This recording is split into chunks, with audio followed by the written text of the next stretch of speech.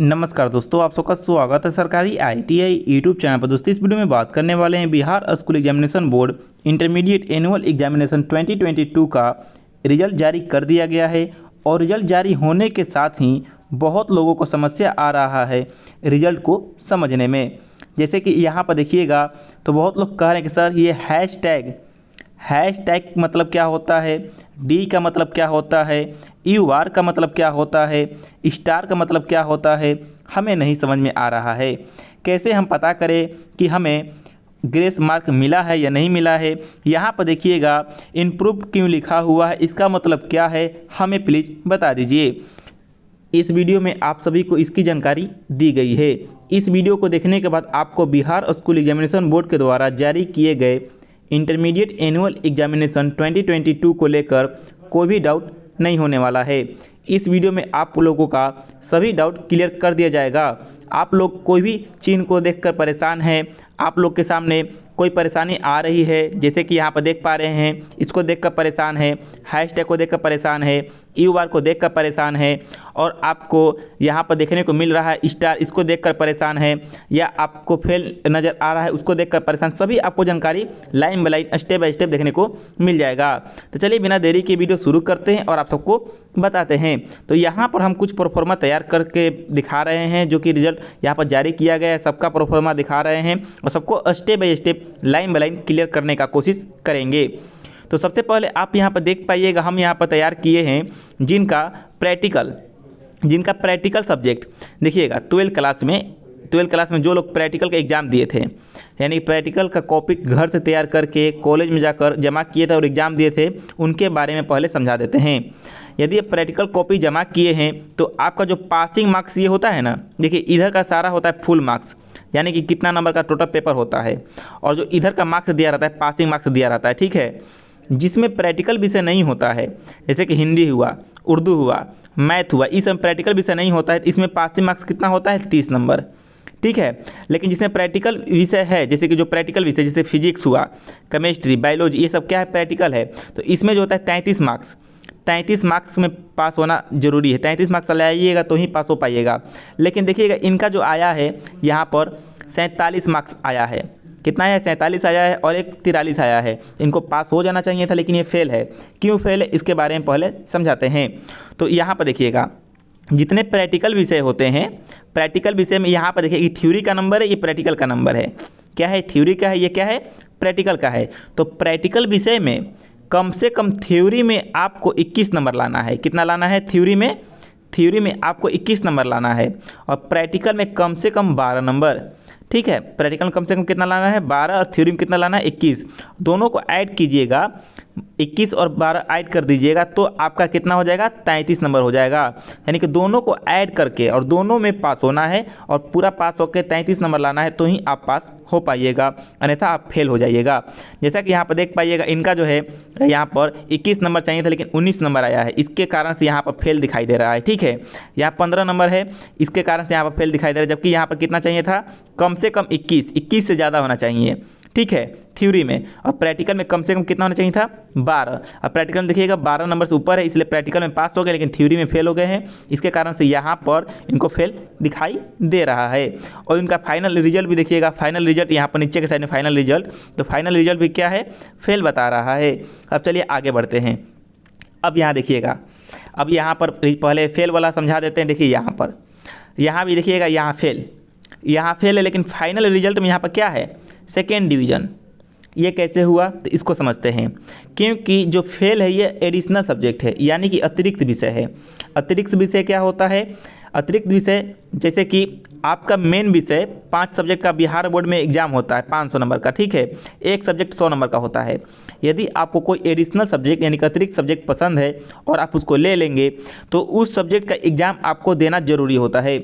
यदि आप वह सब्जेक्ट ले लिए हैं, एग्ज़ाम नहीं दे रहे हैं, तो भी फेल हो जाइएगा। एग्ज़ाम दीजिए, भले फेल होइए या पास होइए, उससे कोई मतलब नहीं है। यदि एग्ज़ाम में आप यहाँ पर देखिए फेल हो गए हैं, तो आपको रिजल्ट पास दिया गया है। क्योंकि आपका जो मेन सब्जेक्ट था, आप टोटल मेन सब्जेक्ट में पास कर चुके हैं। टोटल मेन सब्जेक्ट में पास कर लिए, इसलिए आपको क्या किया गया, रिजल्ट आपको पास कर दिया गया है। यदि आप मेन सब्जेक्ट में फेल होते हैं और आपका अतिरिक्त सब्जेक्ट में मान लीजिए 28 नंबर है, 30 नंबर पास था, और आपका अतिरिक्त सब्जेक्ट में आ जाता 32 नंबर, और अगर कोई मेन सब्जेक्ट है, जैसे मान लीजिए 48, इसमें आ गया, मान लीजिए आपका आ गया 12 नंबर, ठीक है, इसमें कितना आ गया आपका 12 नंबर, तो ये क्या होगा, रिप्लेस कर दिया जाएगा नंबर को, ठीक है। तो यही होता है एडिशनल सब्जेक्ट का फ़ायदा होता है कि यदि एडिशनल सब्जेक्ट में अधिक नंबर आता है और पांचों विषय में से किसी एक में फेल हो जाते हैं तो नंबर रिप्लेस कर दिया जाता है, ठीक है। तो नंबर रिप्लेस कैसे होता है उसके बारे में पहले समझते हैं, फिर आगे बढ़ेंगे। तो नंबर रिप्लेस देखिए यहाँ पर, तो यहाँ देखिएगा, जैसे कि यहाँ पर देखिएगा इनका मैथमेटिक्स में दिखाई दे रहा है 11, ठीक है। जबकि देखिए बायोलॉजी में यहाँ पर दिखाई दे रहा है 68, और 68 के आगे क्या लगाया है, @ लगाया है। तो ये क्या है, @ क्या कहलाता है, तो @ यही है कि इनको एडिशनल सब्जेक्ट लेने का फ़ायदा मिला है। क्यों फ़ायदा मिला है, क्योंकि इनको जो एडिशनल सब्जेक्ट में इनका कितना नंबर आया है, इनको एडिशनल सब्जेक्ट में 68 नंबर मिला है, और इनको बायोलॉजी में कितना नंबर मिला है, बायोलॉजी में मिला है 11 नंबर, ठीक है। बायोलॉजी कितना मिला है, 11 नंबर, और एडिशनल कितना मिला है, 68 नंबर, जो कि मैथ था। तो बायोलॉजी में फेल हो गए थे ये बायोलॉजी में, तो क्या किया गया कि मैथ का नंबर रिप्लेस कर दिया गया, मैथ का नंबर क्या किया गया, रिप्लेस कर दिया गया बायोलॉजी से, ठीक है। मैथ का नंबर बायोलॉजी में जुट गया और बायोलॉजी का नंबर कहाँ जुट गया, मैथ में, और मैथ को फेल करके बायोलॉजी को पास करा दिया गया, ठीक है। आप इसको समझ चुके होंगे, और पास कराने के साथ ही आप यहाँ पर देखिएगा इनका रिजल्ट यहाँ पर 2nd डिवीज़न से पास हो गया है, ठीक है। तो यहाँ पर देखिएगा, तो यहाँ पर देखिए 299 कितना आया है, 299। यदि इनको 300 नंबर मिल जाता तो ये जो फर्स्ट डिवीज़न हो जाते, तो क्यों नहीं इनको ग्रेस मार्क्स एक नंबर दे दिया गया है। यदि इनको 1 नंबर ग्रेस मार्क्स दे दिया जाता तो क्या हो जाते, ये पास हो जाते, लेकिन इनको ग्रेस मार्क्स क्यों नहीं दिया गया है, उसके बारे में पहले समझते हैं ग्रेस मार्क्स के बारे में। तो यहाँ देखिएगा ग्रेस मार्क्स क्या कहलाता है, तो यहाँ देखिए 1 नंबर और यहाँ देखिए 3 नंबर, इसी को ग्रेस मार्क्स कहते हैं।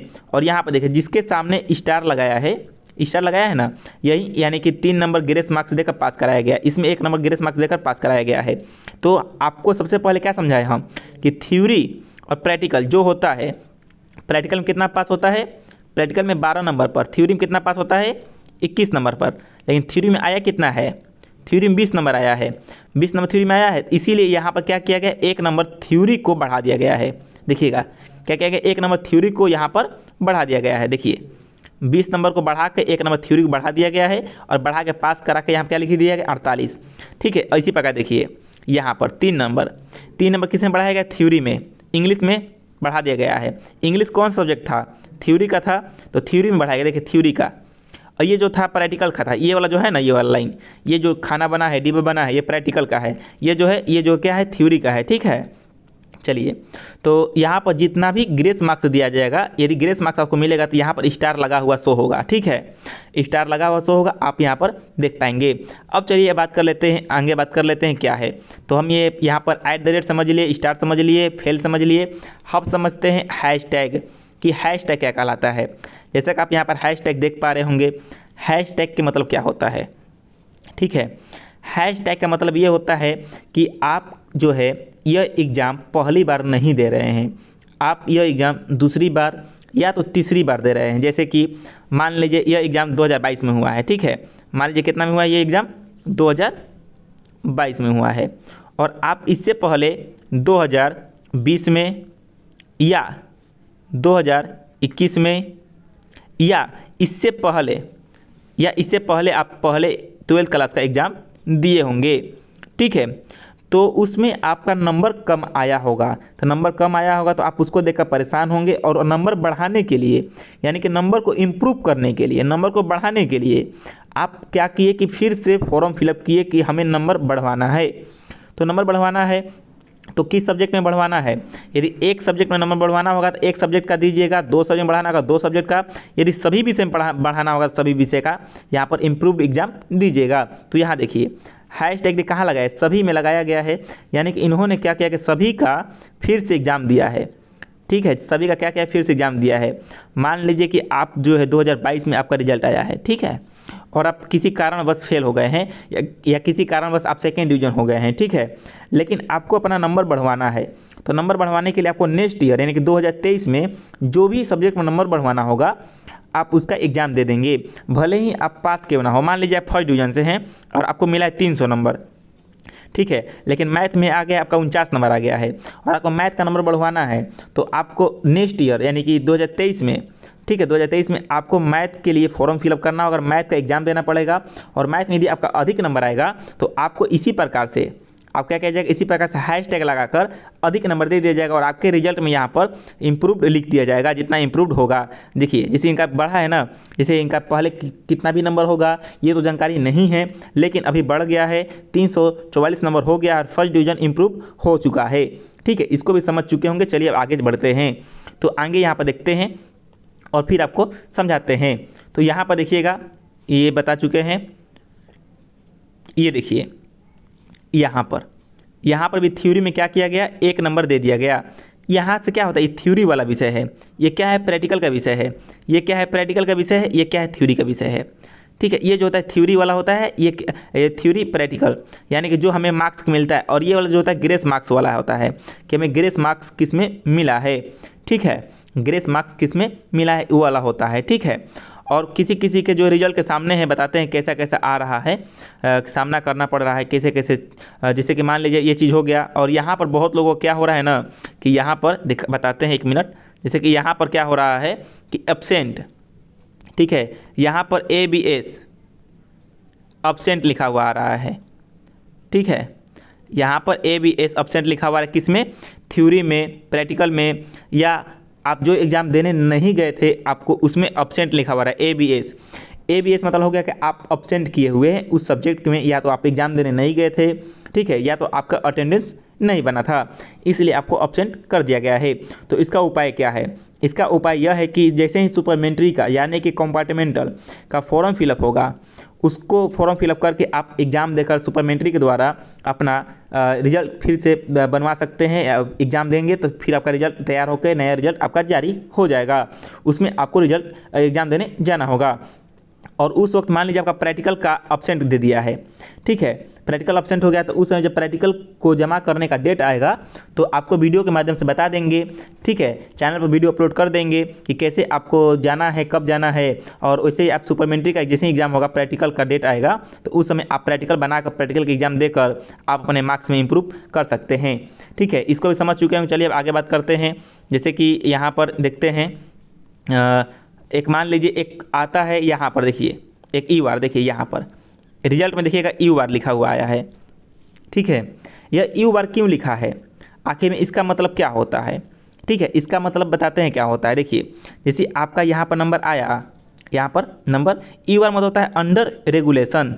क्या होता है, अंडर रेगुलेशन, यानी कि आपको ग्रेस मार्क्स दिया जाएगा तो आपको यहाँ पर EOR लिखा जाएगा। देखिए रेगुलेशन में आपको दिया गया, थ्योरी में 1 नंबर ग्रेस मार्क्स स्टार लगाया है, इसलिए यहाँ पर EOR लिखा है। लेकिन यहाँ देखिएगा, यहाँ पर कोई ग्रेस मार्क्स नहीं मिला, EOR नहीं लिखा है।